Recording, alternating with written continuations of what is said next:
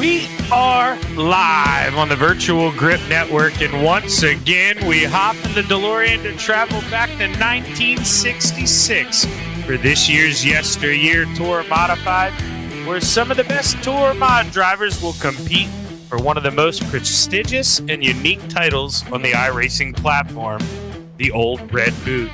Week 3 is about to kick off, and it's time to put away the sunglasses because we're racing under the lights in Virginia. Race car fans all over the world have been treated to some of the most unique nicknames in all of sport. Think Dick Trickle, Lawless Allen, Worth McMillan, and Coy Beard, but none better than the winner of the classic 1966 race we are running tonight, the River City 100. This driver was born as the youngest and smallest of 3 brothers, so with that being said, they named him Run. And Run Harris went on to lead from start to finish to capture his first state fairgrounds feature in more than 6 years. Run proved it is all about the size of the fight in the dog, not the size of the dog in the fight that day. But before we continue to peel the lid on the 3/4-mile Richmond Raceway, let's do a quick recap of Week 2 at South Boston. Defending series champion Brian Bianchi managed to survive an early accident that saw the leader Jerry Isaacs collected and forced to make a pit stop. At that point, Bianchi was able to focus on getting around Todd Liston to steal the checkered flag, which he hopes will set his season back on the right path. I'm Zach Chapman, a.k.a. Shaggy, along with my partner in crime, J.R. Shepard. We're lucky enough to have the heartbeat of VGN bringing us all of our sights and sounds, the one and only Ryan Seneker. Only one trip to Richmond this season, and it's got all the makings for an exciting fireworks display. 100 laps is not a lot of time, only 75 miles stand between this field and their chance to cement themselves a Richmond winner. Last season, it was Bianchi taking the win, propelling him to the Old Red Boot. Will this racetrack develop another champion, or will it chew them up and spit them out in the tobacco fields? JR, you've had countless laps around this famous racetrack. What can we expect in a shootout at Richmond? Well, tonight is going to be fun for these drivers in this Tour Modified. Richmond Raceway is a 3/4-mile oval offering a wide range of racing lines. That means that tonight these drivers will be able to move all around this track and search for the perfect line to attempt to make passes. That is what makes this track so great. The driver can make a big difference in finding that speed. Even so, I believe that tonight is also going to be about knowing when to give and when to take a little bit. These modifieds, they provide some big runs and even offer some type of drafting on a track of this size. But if you take that run at the wrong time, you could end up with a damaged race car and an end to your night. There are no fast repairs here. So, Shaggy, that's why I believe to win here tonight, you not only need to be fast, but you also need to make sure that you're making calculating moves out there. Yeah, now, JR, a lot of racetracks will kind of tone down qualifying a little bit, but I think, 100 laps here at Richmond, you have time, but that is not a lot of time. How important is your starting position here tonight? I think it's going to be very important just because, passing in general is tough on a short track. This track does offer you some options to make passes, but I believe you're going to have to be in that top 10 if you want a shot to be up there. But more realistically, probably top 5 or 6 if you want a shot to win here tonight. We talked about, we saw it at Sobo a little bit. You kind of contain running that middle high line. You think tires are going to really matter here? Do we take a set maybe with a caution 30 to go, or do we think track position is going to be more important tonight? In my opinion, I think track position is going to be a little more important, but you still have to take care of those tires. This track is pretty well known for wearing out your right front tire a little bit into turn 3 because as a driver, it's so inviting to dive into that corner and not lift until after you're into the corner, but that starts to provide a push in these modifieds. It does overheat that right front tire. The other thing is off of turn 2, you really have to watch that right rear tire as you're accelerating because the car will get very loose. So drivers have to still take care of their tires, but ultimately I think track position is going to be key. Yeah, and, I think the driver behind that driver getting loose coming out of 2, you're going to have to show some patience. We don't want to see much 3 wide going into turn 3 tonight, JR. Not a lot of room for that, but it looks like qualifying come to a close here. We're getting ready to look at our starting lineup for tonight's 100 laps here at the Richmond Raceway. As soon as we get that, we'll throw that up for you. Here it goes. Look at that popular name on the pole. Tom Ogle starting P1 to the outside, Ken Allen. Row 2 inside, we got Brian Johnson in the 27 car. Outside in 4th place, Scott Negus. Inside of row 3, Rex Hoyle to the outside, Bill Martin. Row 4 inside, we got Daryl Winiger, and outside in 8th place, Brian Bianchi. Row 5, your point leader, Todd Liston to the inside, to the outside, Jerry Isaacs. Rolling off in 11th place tonight, we got Ryan Pittman. Outside in 12th place, Gavin Adams. Jeffrey Harden lines up on the inside of row 7 to the outside, Jeff Lemire. Rolling off in 15th place, we got Bruce Pearson. Starting 16th on the outside, Torrance Childs. My teammate in the 71, John Hine to the outside, Alan Wanamaker. Rolling off in row 10, inside we got Tom Hilbert. Outside, Randy Schuler. Row 11 to the inside, Brian Neff to the outside, Lowell Jordan. Rolling off in 23rd tonight, Victor Lane. On the outside of him in 24th place, Steve Hilbert. Row 13 to the inside, John Hastings to the outside, Mark Fish. And rolling off, last row of the grid tonight, 27th place, Dave Batone. Alongside him in 28th will be Michael Dow. JR, I don't know if we could do that again. We rolled through that pretty quick. They haven't even moved yet, man. We're getting pretty good now. Yeah, a little bit ahead of ourselves, but I do want to mention, so Tom Ogle up there on the pole, that was a super impressive lap that he put down, a tenth and a half faster than anybody else. So I think this field is going to have a long night ahead of them if they do not fight him on this initial start, because he's going to get away quick. Obviously, stuff can happen, but do we expect that kind of pace for a long time, or is that more of a kind of, I can do this once and then I'm going to feel it later? It's a good point, and it'll be interesting to watch, because Tom was definitely fast during practice here. Obviously super fast in qualifying, but yeah, that's always something that you wonder about. Is he just a driver that can put down a fast lap initially or in those opening 5 laps, or is he going to be able to sustain that? And if he can sustain it, it's going to be a long night ahead. He's definitely a top-notch driver. He knows how to get it done, but it'll be interesting to see if some of these other drivers that are very familiar with the modified, if they're able to contend there as we get 10, 15, 20 laps into the run. And Ken Allen on the outside of the front row. Remember, he's already won this year, won at Daytona. He'd love to get another one.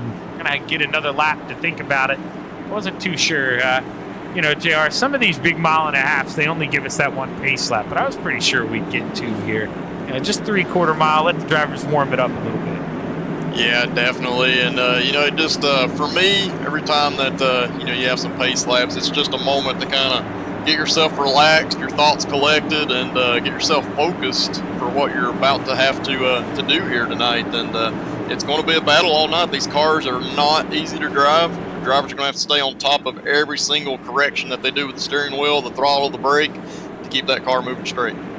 Yeah, a lot of times, JR, too, you want to start on the inside for the pole, but do you think maybe, Allen possibly in the best spot here if he gets a good restart can hold Ogle down? We're going to find out.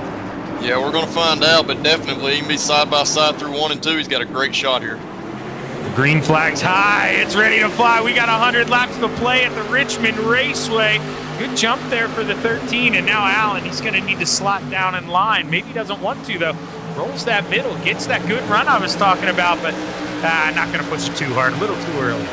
Yeah, a little bit too early. And, the thing is, I talked about how fast Tom Ogle is, but the draft does come into play somewhat. So as long as you can stay close to that driver ahead of you, you have an opportunity. And we saw there, I believe that was Brian Johnson, got a little bit loose off of turn 4. He's got it collected, but moving slow on the inside there.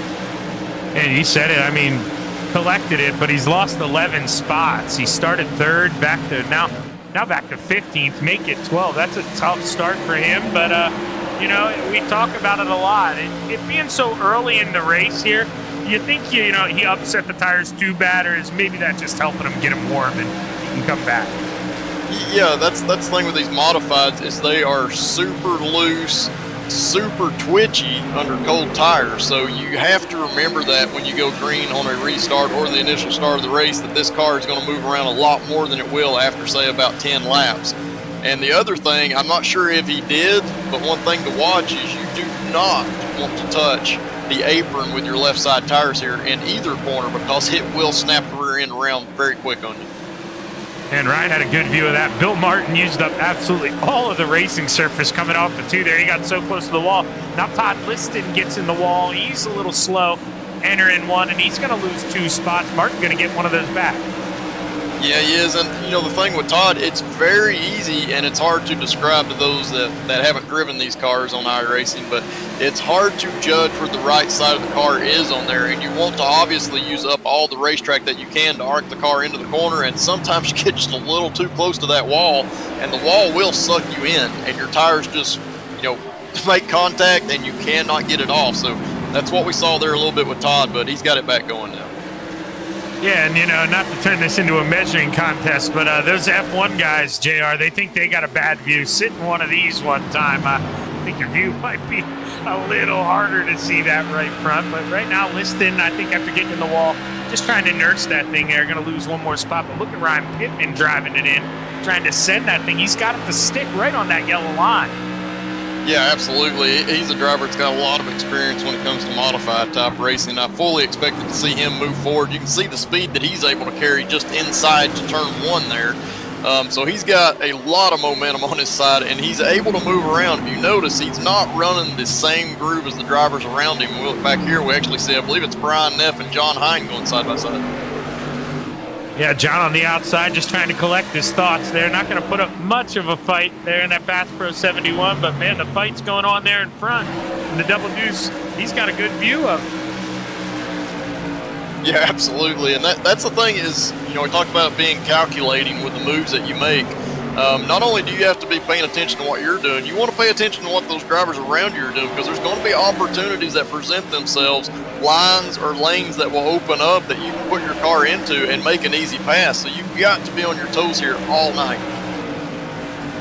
And Jeffrey Harden, another driver, he just had his hands full off the 2, and now he's got somebody all over the tail tank here. It's these guys, man, for it being so early in the run, I think we're starting to see guys. Yeah, I mean, we just got a good view of it, JR. They are slipping and sliding. We are only 10 laps in. Yeah, absolutely. And, the track temp, it's only going to continue to go up. Right now, track temp's at 90 degrees. I expect that to continue to go up as we go through this race. And that's going to present issues for you. That's going to start to make your car be a little bit more pushing through turns 3. It's also going to make it a little looser off of 2. And we actually got some action on the front stretch. No caution, but a couple of drivers involved. Yeah, looked like a little contact there. There was coming out of 4, and good job to keep it out of the wall. That could have been a lot worse than that. Whoa, you see it get a little air there, JR, and wasn't ready for that. Yeah, he was all right for sure until he hit the, from the grass to the pavement. It's basically a jump, and these cars are so low to the ground. That front valence hits and just jumps way up in the air, and lost control a little bit after that, but ultimately able to collect it. Yeah, and obviously, we're in the iRacing world here. Scheduling issues happen, but this was kind of scheduled as the first night race this season, JR, and it doesn't look very dark out there to me. Do you think maybe some guys practicing in the wrong conditions, maybe not ready for a hotter, slicker racetrack? Yes, absolutely. And, I'm okay with a little curveball once in a while for sure. Like you said, these drivers, they expected it to be nighttime conditions. That would have been a cooler racetrack. Car would have handled a lot better, especially from the accelerating standpoint, than what they are now. But this track is hot. I expect it to continue to get warmer. That means these drivers are going to have to adapt quickly. So not only are they going to have to be calculating with their moves, they're going to have to be able to adapt with what's going on out there. And you've called it multiple times. These drivers are moving around a ton right now. Yeah, and while some other drivers, man, you see Jerry Isaacs, he just sunk his teeth in there. He is quick. He started 10th up to 4th. And, another guy we already talked about, Ryan Pittman there. He is on the move as well, JR. Both those guys up 6 spots. And, not to shoot on the other guys here, but you pass 6 guys up towards the front. That means a little more than doing it in the back. This is pretty impressive what they're doing. It absolutely is, and where you mentioned the night race, it was planned to be a night race. I believe that the passing would have been more difficult had it been a night race. I believe this slick racetrack is going to open up opportunities for drivers that are okay with the car sliding around and moving around a little bit. Yeah, definitely gives those guys with the more sensitive right foot, I think, that little bit of advantage.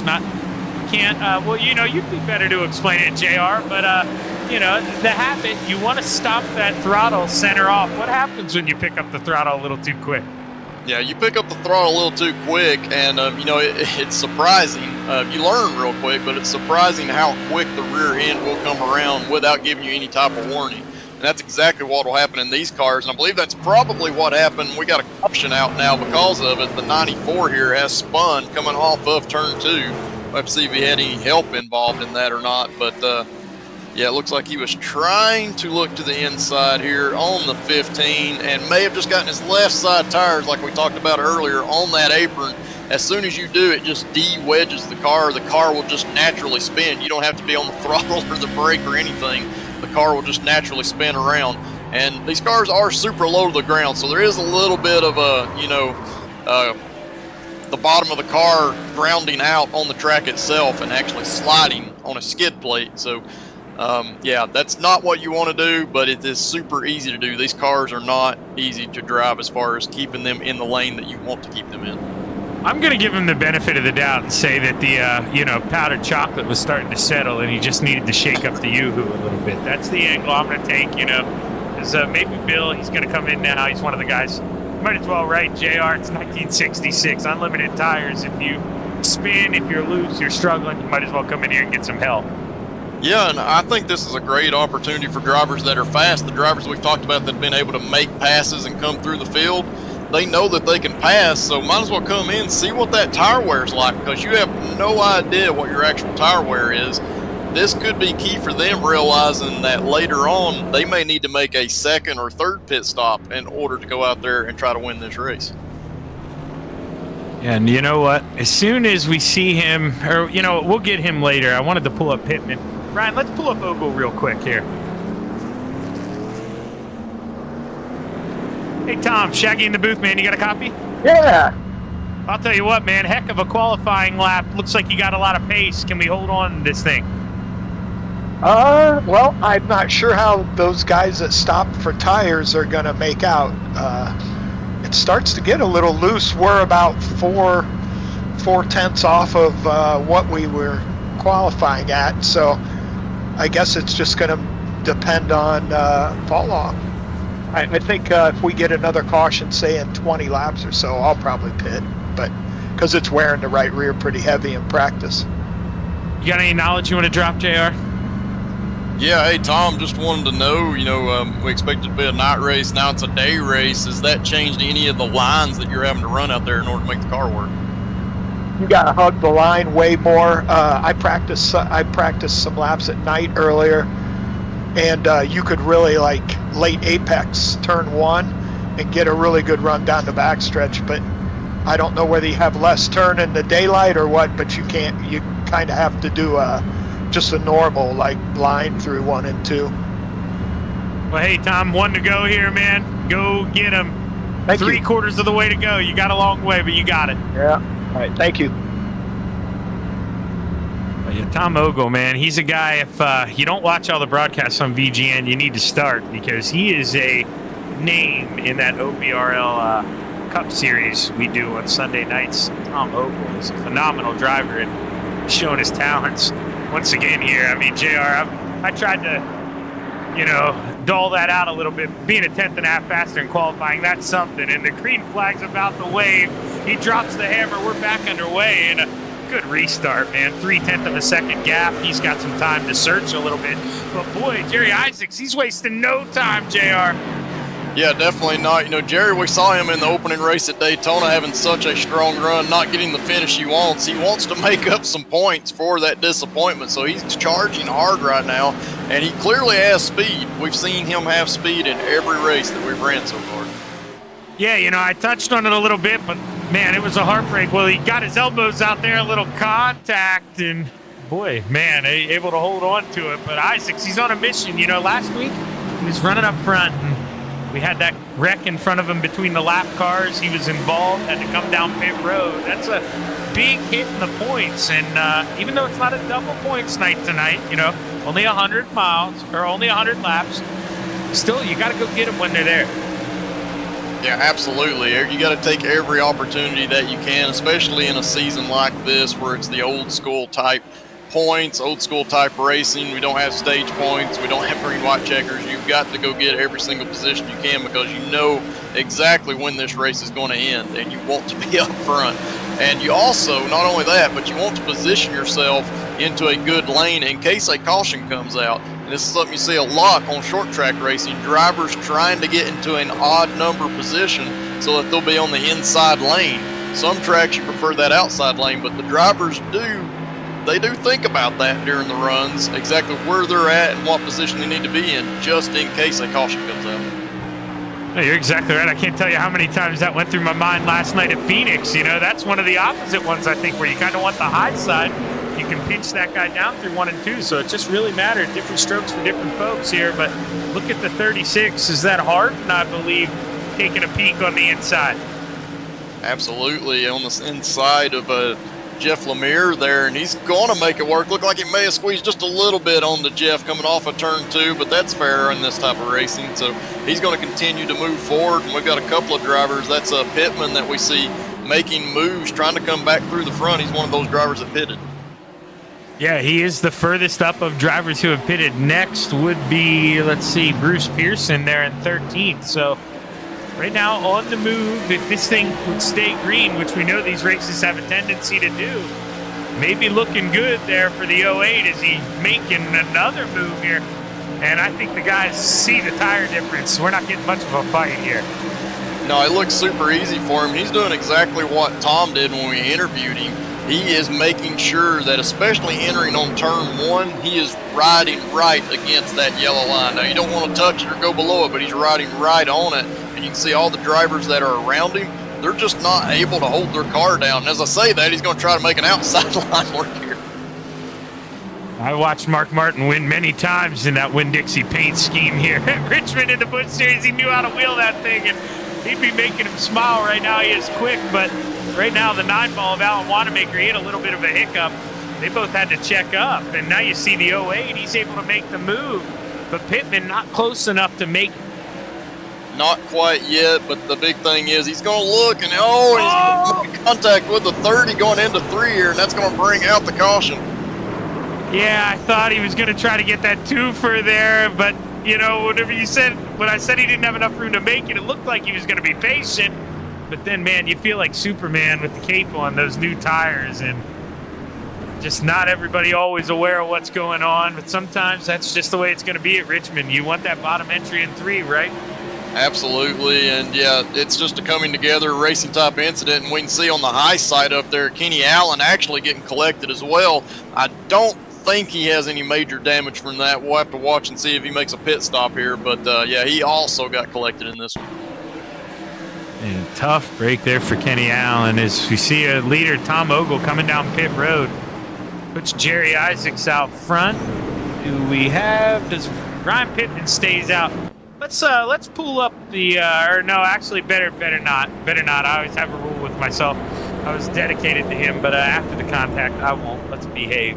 Let's bring up here somebody else with some new tires. Let's go behind him. Let's pull up the double deuce here, Bruce Pearson. Hey, Bruce, Shaggy up in the booth, man. You got a copy? Hey, Shaggy, how you doing tonight?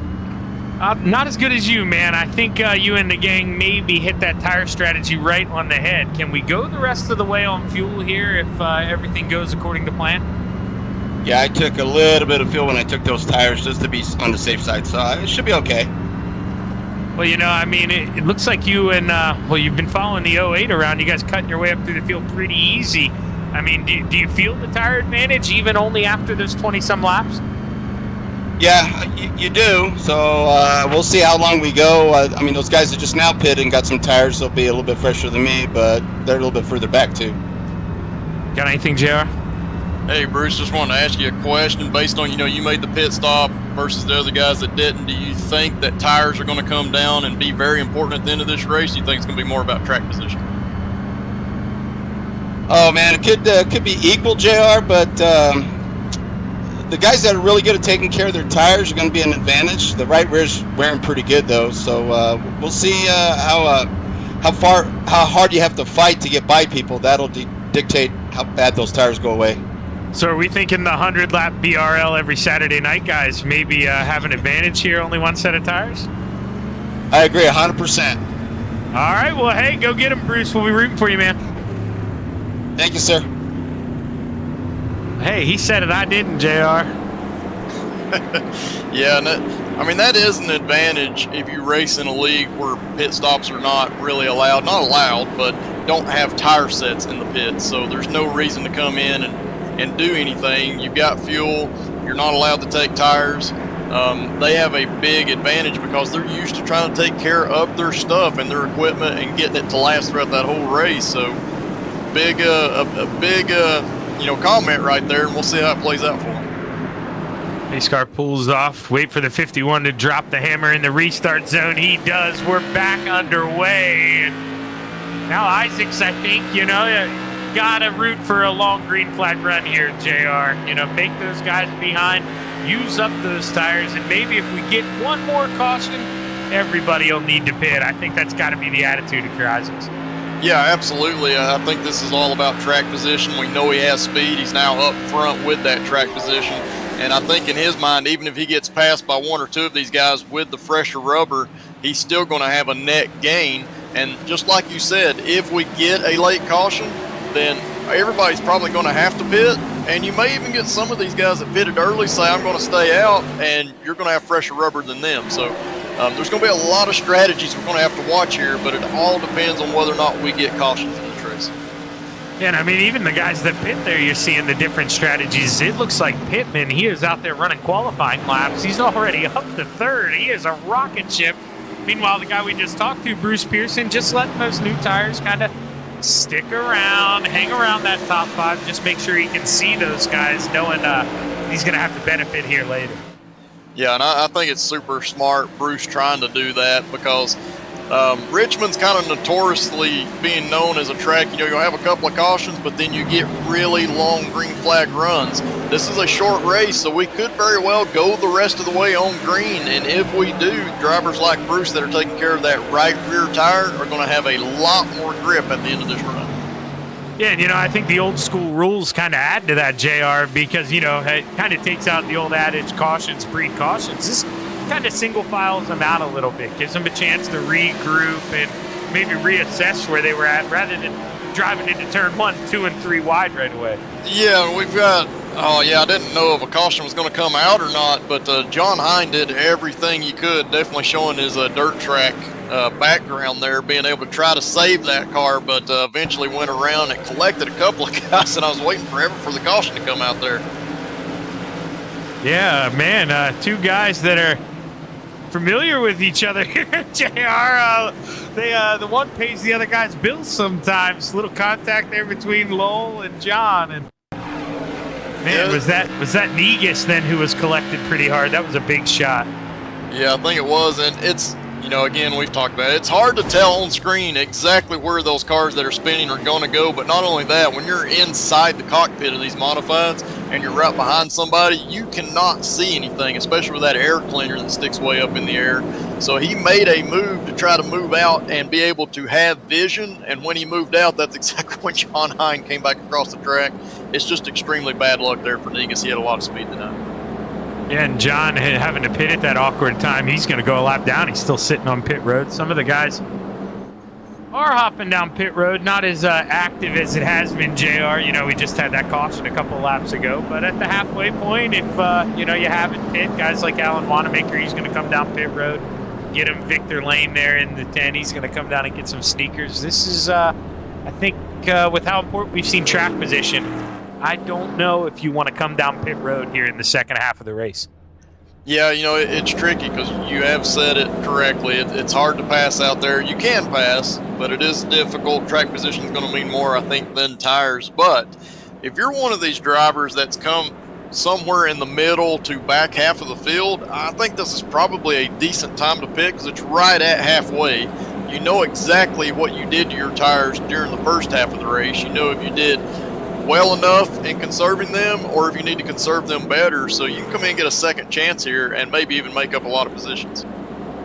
Yeah, I'm really kind of, obviously everybody's got their own strategy, JR, but if I'm in that 54 and I see how quick Pittman is behind me, that's kind of a head scratcher for me. Now, obviously, everybody does their own thing, but man, I'd be coming in for those tires because we're, like you said, I mean, we've had 3-4 cautions. This is the third caution, I guess. Not a bunch of long green flag laps, and the cars are struggling, and we still got half the race to go. Yeah, absolutely, and I'm looking. I expect the track temp to continue to go up, but right now we're staying right around that 90-degree track temp. Now that's a hot track surface, but I've absolutely seen it hotter here at Richmond before. So I think right now the track surface is going to stay fairly consistent. The one thing that I do want to look for, and you can kind of see it on the screen, all those marbles that are up toward the top of the racetrack. That means that this track is rubbering up. So the groove where these drivers have been running is going to start to be a place where you don't necessarily want to run. You want to move up like half a lane, try to find some additional grip, because the grip's going to be where the track is fresher, but you don't want to move so far up that you get into those marbles, and that's a great shot right there going into turn 3. You can see those marbles. If you ever get too wide and you get up in that stuff, your front end is not going to turn. Yeah, you just pick up all that dust and debris. It'll just develop a terrible push, but we're back underway. Isaac drops the hammer. Lap 49. One lap away from halfway, JR. Yeah, absolutely. It's going by fairly quick, even though we've had some cautions here. And you can see some drivers moving around, even the ones that do not have a car to their inside. So they're trying to search for some additional grip and see what's working or not working. And up front here, we see Ryan Pittman trying to make that charge on Rex Hoyle. I believe he's going to be able to get there, and he's going to back out of it, be a little bit smart. But that is something you can do in the modified. You can shortcut that front straightaway a little bit and get an advantage going into turn 1. And while he's got that tire advantage, you got to look for all those shortcuts, little tricks, save up those tires, try to get to the front, keep that tire advantage. But now Bianchi behind him, he won this race last season. Now he's on the move. This is maybe where Bianchi makes his charge here at the halfway point. Yeah, and he's defending champion, so he knows how to get the job done in these type of races. He knows what it takes. And we haven't talked about him a whole lot, which to me tells me that he's probably taking care of his stuff, and now he's starting to make his way up toward the front. And somebody we talked about earlier, but not necessarily for a good reason. You mentioned Ken Allen, who's involved in that one accident, picked up a little bit of damage. JR already back to the top 10. He is quick, man. 8th place, making a move for 7. Yeah, and that, I've seen a couple of things like that out of Ken Allen through the races that I've been able to broadcast and watch him in. Is sometimes he doesn't come through the field very quick. If something weird happens around him, all of a sudden he'll look like he's shot out of a cannon. So that's kind of what we're seeing here tonight. He's moving back toward the front, so he's got a ton of pace that we didn't even think that he really had at the beginning here. And right up the road a little bit there, 5th place, Brian Neff. Started 21st, up to 5th. He's the hard charger right now. A good run for him. And Brian, one of those guys, hasn't pit yet. So maybe we'll be feeling it at the end. But for now, all good. Yeah, absolutely. He's made up a lot of ground in this race. Up, 16 positions. That's a lot. I've not seen anybody else on the screen right now that's made up that kind of ground. So big night there for Brian, and right behind him, Bruce Pearson. We talked with him. He's saving his stuff. He's off 9th position right now, but I look for Bruce. He's always been known in the modified ranks as a driver that shows up at the very end of the race. So that's when he will be in his highest running position, is at the end of the race.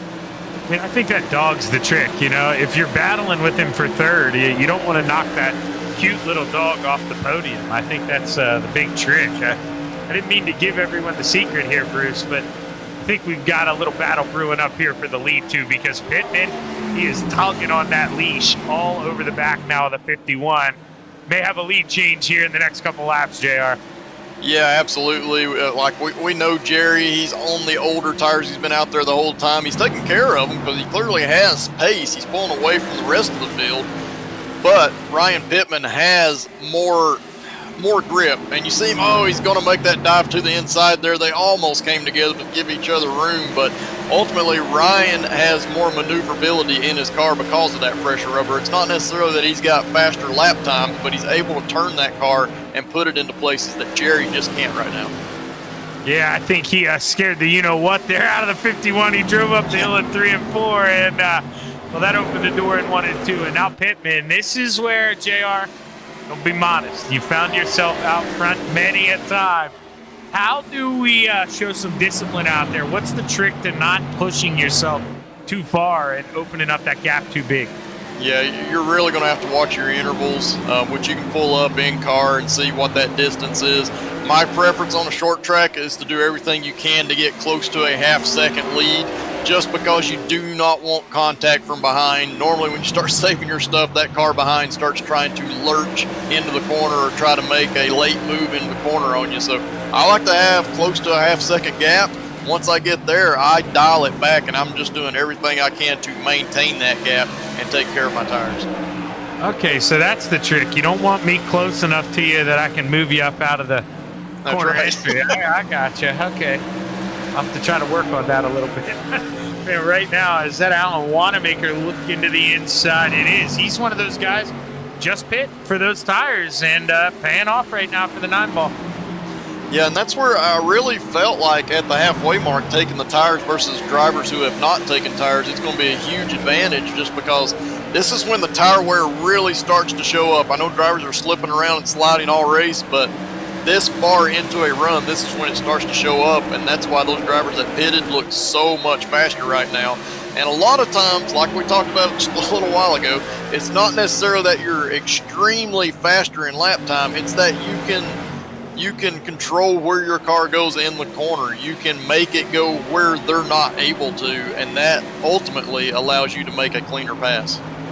Yeah, that's a good point, JR, because while you may not have the lap time, with that fresher grip, you can maybe make a move to the inside is where that guy in front of you, kind of has to roll center off up towards the wall, and you're seeing it. I mean, this is how guys are making the passes. That's how Pittman got to the front. Seeing the battle here start to heat up for P2. Rex Hoyle pretty quick in that 54 machine. Yeah, absolutely. Rex is always a driver in the modifieds when I've watched that is very, very consistent, has speed on each and every type of racetrack, and he's ultimately getting those top 10 positions. So once again, in this series, he's doing similar. He's up front. He knows he has speed because he's in the top 3, but he does have Bianchi right behind him, and I think Bianchi's riding right now, to be honest with you. I don't think he's pushing hard just yet. Yeah, and which is so impressive. He's another guy has not taken tires yet, but holding toe with these guys. But Pittman doing is just his best J.R. Shepherd impression. He can't get it to that half-second gap, but he's holding them right around that quarter second. I mean, he's just doing a phenomenal job right now. Yeah, and I think he's comfortable with where he's at. I don't think he's going to do anything to try to pull away much more at this point. I do see his car moving around a little bit more than what I expected out of that fresh rubber, and you can see it from the onboard there. He's actually moving up the racetrack a little bit, and that rear end starting to wiggle some on corner exit. So those drivers that are behind him are probably thinking this is an opportunity in about another 10 or 15 laps. Maybe we can work our way up there. And you see him fighting from inside the car, working that steering wheel on corner exit. Now you think, JR, that could just be maybe got on the throttle a little too hard, making those passes center of the corner, heated him up a little too much, and now he's playing catch-up? I mean, what's the diagnosis? Yeah, it definitely can be. If you go too hard too early on these tires, you got to work them in. It's very much like a Formula One car in that respect. You've got to work those tires in. If you abuse them too hard early on, they just do not come in and settle into a position to where you can just continue to knock out identical lap times lap after lap. And that's kind of what I'm seeing here is maybe he pushed a little too hard too early. But having said that, it looks like he's, slowly opening that gap back up.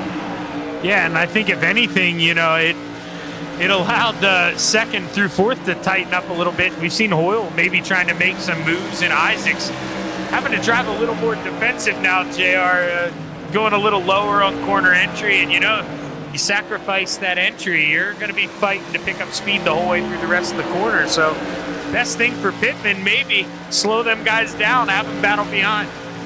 Yeah, and that's an absolute tactic that you can use when you've got the fresher rubber and you're able to move around wherever you can on the track versus the other drivers.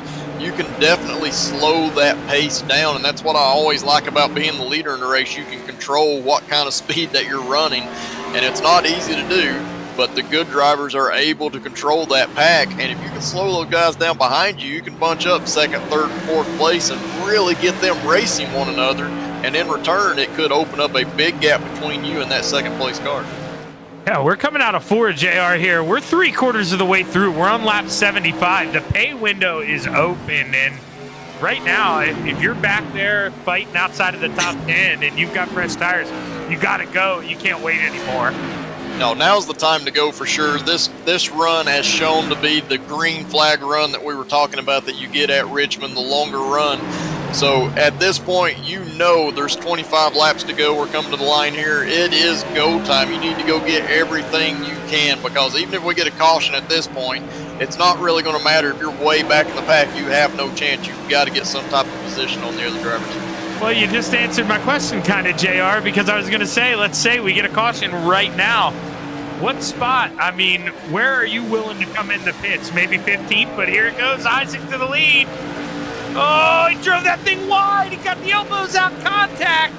He did, but that was a nice save by Pittman there, because he felt the contact coming, actually moved up slightly before the contact, and ultimately kept himself out of the wall. And he's battling hard on the outside here, trying to make that move back around Isaacs. After that contact, how hard do you pinch this guy in? The answer is pretty severely there. You go down below that white line. I'd have done the same thing. Big time move there from Pittman, and man, that may be the move of the race there. But I think Isaacs, you know, JR, we've all been there. Maybe make a little accidental contact. I don't think he made that pass back too hard. Now he's going to come back trying to do it clean. Yeah, absolutely. He was going to try to, but he definitely slid up, and I think more than anything, these guys are just to the point to where they're racing hard, and the grip is not there on corner entry. The car is just going to move up the track. But this time Isaac's able to prevail, and Rex Hoyle's going to follow him through. Pittman's going to continue to battle back here, but I think Rex Hoyle's going to have him. Unbelievable here. 3 of our top 4 drivers have not made a pit stop. The man in third place is obviously that guy who did make the pit stop, but maybe not seeing that tire differential that we thought we were going to see here. Drove that thing hard to get towards the front. He is sliding like he's on ice. Bianchi to the inside, making the move for third. Yeah, and I think that just points out that tires are a big deal. You can make passes, and it is an advantage to have the tires. However, you're having to work really hard to make all those passes. He had to come from the way back in the field. I believe he was in the 20s after he came out of the pit. So he's passed a lot of cars, but in doing so, he's wore his tires out compared to these drivers that have been in the same position all race, just taking care of them. And taking a look, this drivers 1 and 2, Isaacs and Hoyle, they just had the quickest laps of anyone on the racetrack last time by. So they've saved the pace in that race car. Very impressive.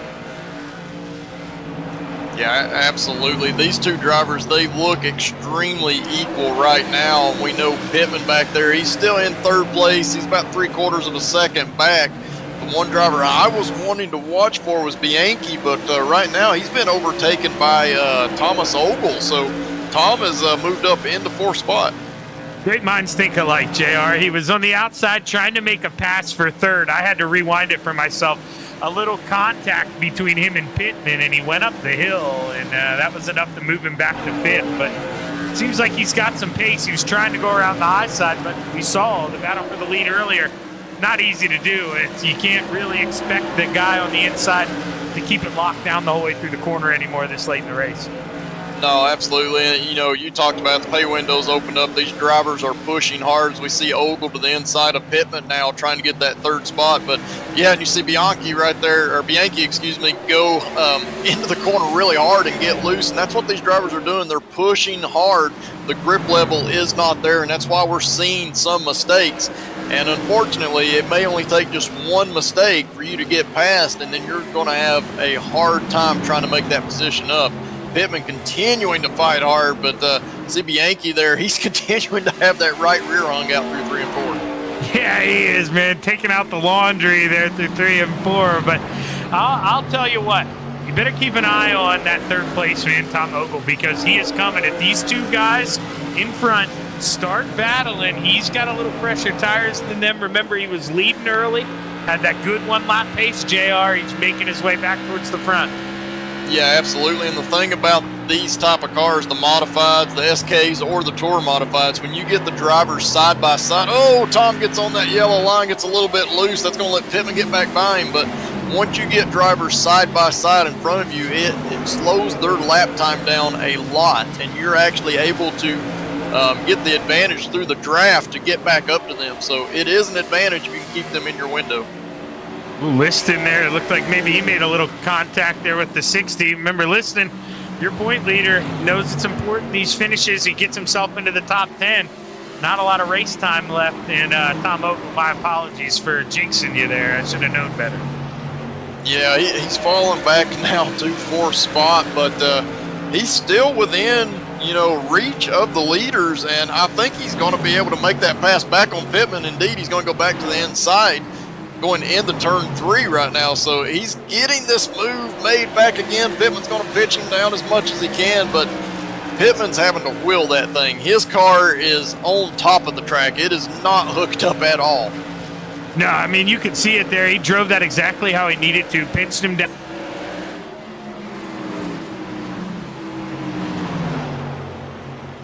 Yeah, and on screen we got Bianchi. He has joined this fight now. He's trying to get by Pittman as well. And I really, really believe that Ryan is just kind of hanging on. He's doing a fantastic job because as loose as that car is, he's able to hang on to it. But he is struggling, and these other drivers just seem to have a lot more grip that are around him right now than he himself. I just made up my mind here. Tom Ogle, if you can get to the front, we're going to smash this microphone and we're going to buy a new one that doesn't cut out all the time. So come on, Tommy boy, I'm rooting for you. Go drive that thing.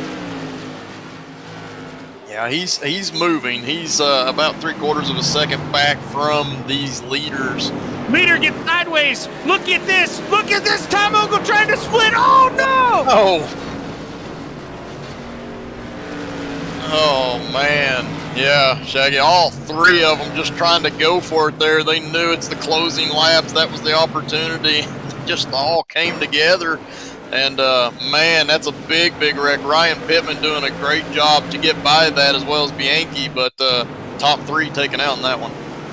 Yeah, what a bummer there. I mean, going into turn 3, Isaacs just overdrives it a little bit, loses it in the center of the corner.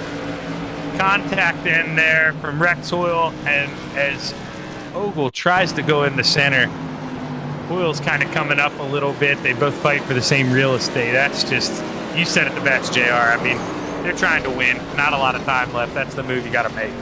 They are, and I think from Tom's vantage point, you know, we can't see from inside his car from that view, but I believe he probably thought he needed to get turned down the racetrack, but at the same time, he was carrying so much speed off the corner that the car just kind of naturally went right up into the middle. A leader down pit road. What is this about? What am I missing here? Why would Pittman come down pit road? Yeah, that's I don't know. That's very mind-boggling to me because we know that there are no green-white checkers. This race can finish under caution, and you know there's you know, less than a handful of laps here, so there's just no way he's going to be able to come from mid-pack and get the job done. I feel like he was better off staying up front. Yeah, that I'm literally at a loss for words here because you got to think. I mean, we were watching the same race there, JR. He was maybe the 3rd, 4th fastest car with those guys out of the race. I mean, he was the top dog on the porch. I'm not too sure what happened there. Maybe he suffered some damage driving through the accident, but that's tough. Yeah, it's odd because I believe Bianchi was the only driver that could really contend with him. He was obviously struggling out there. We talked about it, very, very loose. But I think there was only one other car that could really contend with him. So I didn't see him get any damage when he went through that. But maybe something happened that we didn't catch on camera, and he just felt like he had to pit if he needed to, in order to make the end of this race. Yeah, now, guys like Brian Johnson here, Daryl Weininger, I mean, Daryl had some quick laps too, but he was back about 3.5 seconds. Wasn't close enough to the pack. So, I mean, if sometimes, JR, you can be down, you can be kicking yourself, and then you just get that breath of fresh air pushed into you. And, man, we may have some new guys competing for a win. Absolutely, and one of the drivers we haven't talked about since the opening laps of the race is Brian Johnson, who got loose early on and fell back 10, 11 spots. He's now in second place up here, so we've not seen just how much pace he has. He could be someone to contend for this lead when we go green here. And then Daryl Weininger, he's back up toward the front now. Yeah, and another one snuck up on me there. Ken Allen too. Remember, he was involved in that accident. We had talked about him getting up back into the top 10. Well, now he's in the top 5, man. And, JR, it's 1966. No more green, white checkers, but we get a real one here. As the pace truck drives off, we're going to have 2 laps to play at the Richmond Raceway. Ken Bianchi, get it done here. Good restart. 0.3 of a second gap here. Johnson's really going to have to swing for the fences. Yeah, he's going to have to push hard. It's only a couple of laps, so no need to save the tires here. The tires are cooled down a little bit. You are going to be able to drive faster, but it looks like Johnson's going to be under attack going into turn 3. Yes, he is. Daryl Weininger making the move as the white flag in the air. One more trip around for your leader in the 14. Bianchi looks to have it locked up, but all eyes on this battle for the final podium. Here comes Ken Allen trying to will the 99 on by as we roll into 3 for the final time. Drivers head off of 4.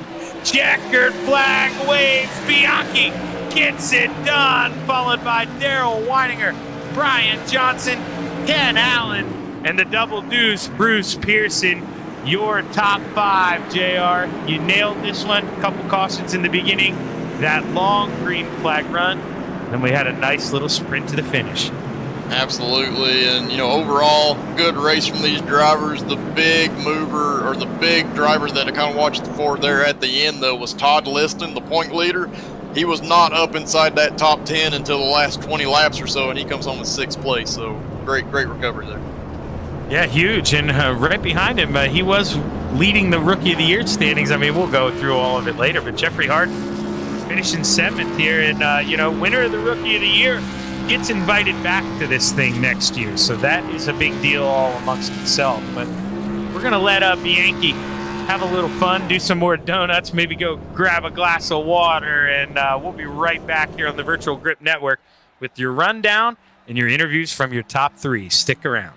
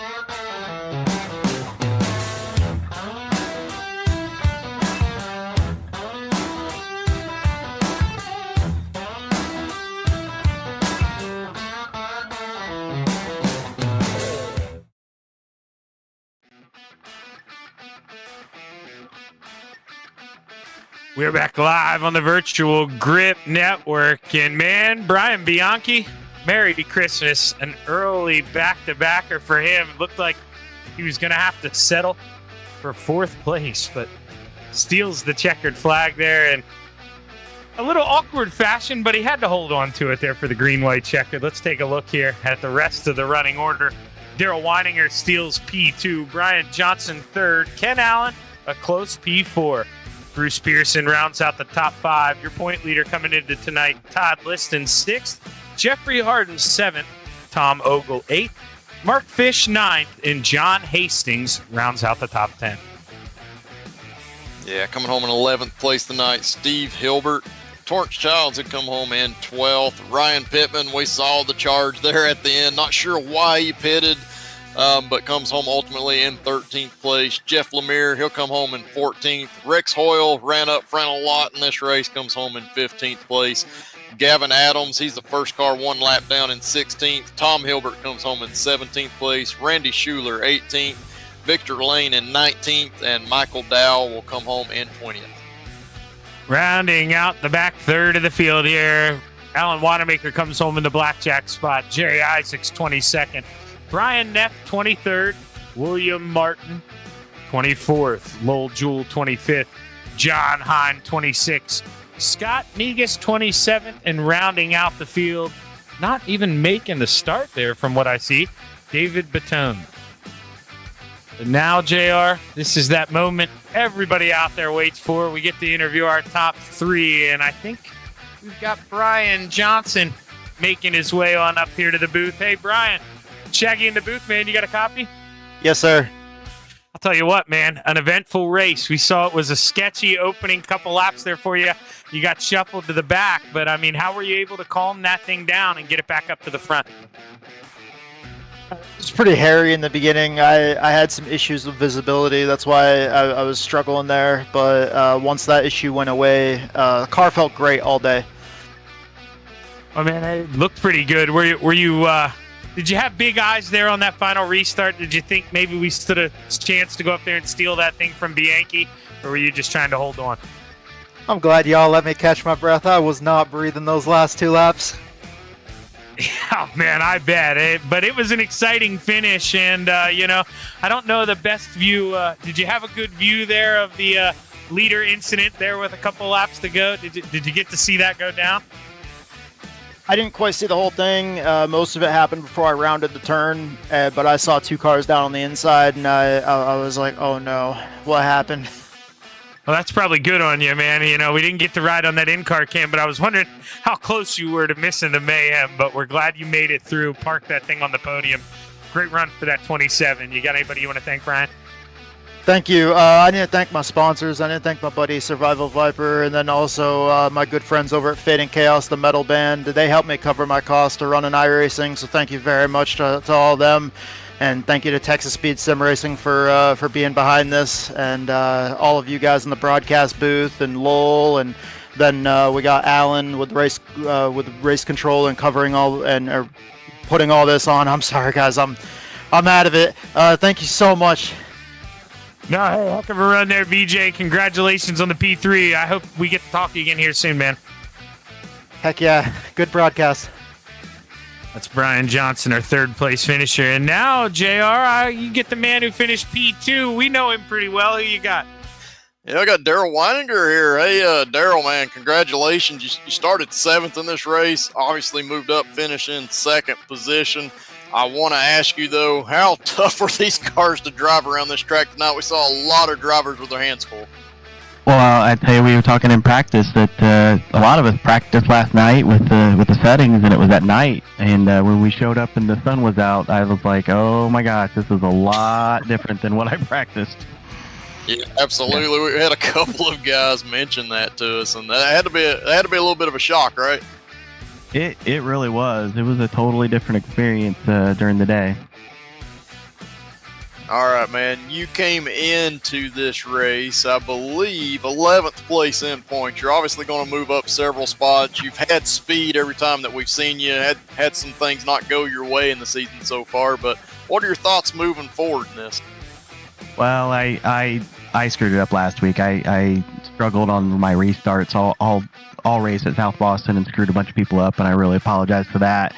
I worked on it during the week. I ran some official stuff and worked on it. I think I did better today, but I didn't cover myself going into one there at the first or second restart. But great league that Alan puts together. This is a lot of fun with the Tour Modified, and you have to have throttle control, and just a lot of fun. We had a lot more green flag laps than I thought we would. So absolutely. Hey, before I get you out of here, Daryl, I gotta ask you, next time out you guys go to a track I've had a lot of time at in real life, go to the Nashville Fairgrounds. You guys are going to be doing 300 laps. How tough is that going to be? What are your thoughts? Do you think you're going to have anything there? So that is one of the tracks I took my dad to 2 summers ago. We watched William Byron win the super late models there, walked around it's so much cooler to go to a track, and then when you race it in iRacing, it's such a cool experience, and I love that track, so really excited for it. So awesome, man. Hey, congratulations on finishing P2, and maybe we'll get to talk to you again next time out. Yep, thanks a lot, everybody. Thank you. All right, guys, that was Daryl Weininger. He's our second place finisher. Shaggy, who you got now? I got the man for back-to-back weeks here, Bianchi. Man, how you feeling? You must own Richmond. You won this thing last year. You bring it home again. Maybe a little different style, but rather be lucky than good, right? Yeah, I mean, that's how it's going to go this week. I really hate it for my teammate Rex Hoyle there. He really should be the one talking to you right now. I mean, he had the really fast car. Some of those guys pitted and he was still in front of them. I was really losing my rears at the end. So yeah, like you said, better to be lucky than good. Yeah, we noticed that, Brian. And was it just, maybe you paced yourself a little too fast trying to get up to the front, maybe burn up that right rear? What was the problem? I was really trying to save, so I was letting off really early all race. And then once you run the outside there, you heat up your tires a little bit, and just a little bit of tire temperature was killing your entry. It would just slide out from under you. So, I tried to save. I didn't pit. I probably should have. But I won last race without pitting, so maybe I won't pit again this year. Well, that leads me into the next question here. In the next race, you might want to pit here. 300 laps at the fairgrounds. What are we thinking when we head into Nashville? Is that a track Bianchi likes? I've been good there. Won a couple times there. So yeah, I think we'll be ready, and we'll see what the pit strategy is. It all depends on how much fuel we get. So maybe we can just split it in half. With these cars coming up through the field, when you get in traffic, they're a bear. They kind of push a little bit. So we're going to try to stay up front like we've done the last 2 weeks. Well, hey, man, you know the deal. You've done well in these last two. Daytona kind of shook you a little bit with it being a double points race. Hopefully next week, 300 laps, double points again. You can end on the right note. But it's all about tonight, man. You bring home the checkered flag again at Richmond. Congratulations. Who you want to thank? Oh, thanks, fellas. I'd like to thank Rex Hoyle, my teammate. He gets me all ready for all these races. He does all my paints. Colony Tire and Service Center, Culpepper's Bakery and Cafe, Zeno's Luxury Jackets, Christina's Custom Cuts, and I had a new sponsor come on recently, Blissful Buddies. So I'd like to thank them for coming on board. Well, hey, we want to thank you for putting on such a good race every week, Brian. Congratulations on another one. Can't wait to talk to you again, man. Yeah, thanks, fellas. See you next week. And well, JR, that's the River City 100. Pretty good racing. We saw the elbows get out a little bit. Saw maybe a couple dive bombs going into 3, but I think when you roll into Virginia, you expect that. Yeah, absolutely. This is the type of track where you expect that short track kind of mentality, even though it is on the larger side for the short track racing. But next time out we'll go to the fairgrounds, and I expect that to be much of the same, even though it's going to be a larger track as well. It's just a type of track where everybody's always fighting for the bottom. So these drivers, they race extremely hard. They try to give each other a lot of respect out there, but ultimately this is short track racing, and we are going to have that bumping and moving around that we see. At the end of the day, I think they put on a pretty good product for us to watch. Oh, yeah. Welcome to Friday and Saturday night all over North America here. That is Asphalt Short Track Racing. They did a phenomenal job. And, JR talked about it. We're going to the Nashville Fairgrounds next week, but let's pull it up here because we got a couple-week break in between that. So we're not going to be back until April 22nd, as always, 8:25, right here on the Virtual Grip Network. And the Fairgrounds, JR, you talked about it a little bit. 300 laps, though. I think the mindset may be a little different. Yeah, absolutely. It's going to take a lot of patience. And I talked about give and take in the race here tonight, where you're going to definitely have to do a lot of giving in that race if you want to make it to the end. There are no fast repairs. There's no second chance. If you get involved in an accident, your night's over, and that could mean a very short field at the end unless these drivers keep it together and clean. Well, coming up this Thursday, we've got the Red Light Racing SK Modifieds at Oswego. And, JR, I fix on your knowledge a lot, but Oswego, one of those tracks, okay? I'm not downplaying it, but I think, qualifying's got a lot to do with where you're going to finish at Oswego if you can run that track right. Absolutely, and I do not have any laps around that track, but absolutely what you said, the stuff that I have seen, I think track position is going to mean a lot. Qualifying is going to be super important in that one. Well, that's going to do it here for the YesterYear Tour Modifieds. Thank you for tuning in to watch the River City 100. It was a good one. On behalf of everyone at the Virtual Grip Network, I'd like to thank my partner, the dude in the back, Brian Seneker, and last but not least, all of you. Have a good night.